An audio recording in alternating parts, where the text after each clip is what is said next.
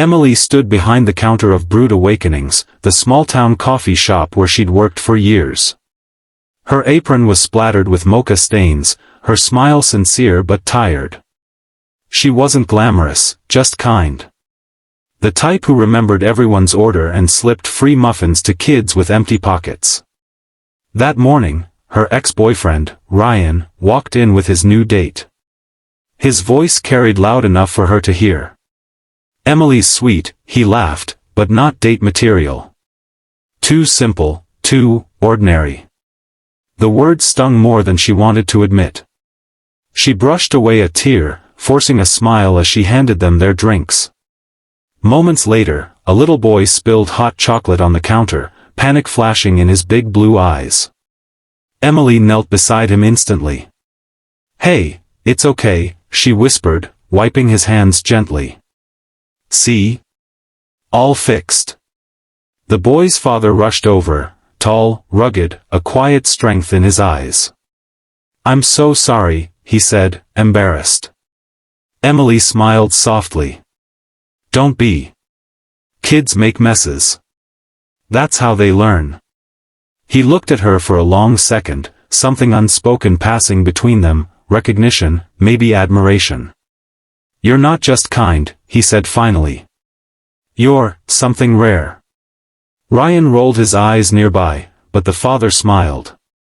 "I'm Daniel," he said. "And that's my son, Leo. Maybe next time, I'll buy the coffee." For the first time that morning, Emily felt seen, not for her looks, but for her heart. 2 weeks had passed since that awkward morning. Emily had almost convinced herself Daniel was just being polite. Yet one chilly afternoon, as she wiped down the counter, she saw him again, holding 2 cups of cocoa and a nervous smile. "You remembered my son's favorite," she said, surprised. Daniel chuckled. "And yours, vanilla latte, extra foam. I pay attention." They sat by the window while Leo colored a paper napkin. Conversation flowed easily, about books, parenting, and the little things that make life messy but beautiful. Daniel told her he was a single dad, widowed 3 years ago. He'd lost his wife to cancer and had been raising Leo alone ever since. Emily listened, her eyes soft with empathy. "You've done an amazing job," she said. "Leo's lucky to have you." Daniel smiled faintly. "Some days I don't feel amazing. But seeing you with him, it reminds me there's still kindness in the world." Across the shop, Ryan walked in again, smirking. "Didn't expect to see you here, Emily. Making friends with customers now?" Daniel stood, his voice calm but firm. "Actually, I was hoping to ask her to dinner." Ryan blinked. "Her? She's not date material, man." Daniel looked at Emily, then back at him. "You're right," he said. "She's not date material." He smiled. "She's marriage material." The room went quiet. Emily's cheeks flushed, her heart pounding. Ryan stormed out, muttering. Daniel turned back, a shy grin on his face. "Too soon." Emily laughed through tears. "Maybe just a little. But, it's the nicest thing anyone's ever said to me."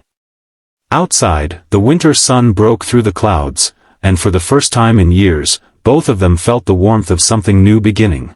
Emily almost backed out 3 times before knocking on Daniel's door. She wasn't used to being invited anywhere other than work or home, and definitely not to dinner with a man who saw something special in her. Daniel opened the door with his usual, gentle smile. "You came," he said softly. Inside, the small house smelled of baked lasagna and fresh bread. Leo ran up, holding a crayon drawing. "Miss Emily. I made you something." It was a picture of her, Daniel, and Leo, stick figures holding hands under a big yellow sun. Emily blinked away tears. "It's perfect, Leo. I'll hang it on my fridge." Dinner was filled with laughter, small stories, and a warmth that felt like home. Emily noticed the walls, family photos of Daniel's late wife, a woman with kind eyes. She hesitated, unsure what to say. Daniel noticed her glance. She was incredible, he said quietly. But I've realized, moving forward doesn't mean forgetting. It means making space for new memories. Emily's voice trembled. I'm not trying to replace anyone. He smiled. I know. You're just being you. That's more than enough. After dinner, Leo begged for a bedtime story. Emily read to him, her voice calm and soothing. Daniel watched from the doorway, something tender in his eyes. When she finished, Leo whispered, "Dad, can Miss Emily come again tomorrow?" Daniel looked at her and smiled. I hope she will. As Emily left, the night air felt different, lighter, almost magical. She realized she hadn't just been seen, she was starting to belong. And for the first time in a long time, Daniel's home didn't feel empty anymore. The next week at Brood Awakenings, Emily hummed while preparing the morning rush. Her days had become brighter, Daniel's visits, Leo's little notes, and the quiet feeling of being cared for. But that morning, everything changed. Ryan showed up again, flashing his familiar smirk. "So, heard you're spending time with the single dad," he sneered. "You really think he's serious? I saw him having lunch with a woman yesterday, looked cozy." Emily's heart sank. "You're lying." He shrugged. "Believe what you want. Some guys just need someone to fill the silence." Her hands trembled as she poured coffee, trying to shake off the words.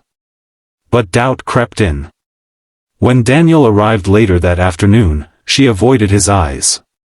"Emily?" he asked softly. "Everything okay?"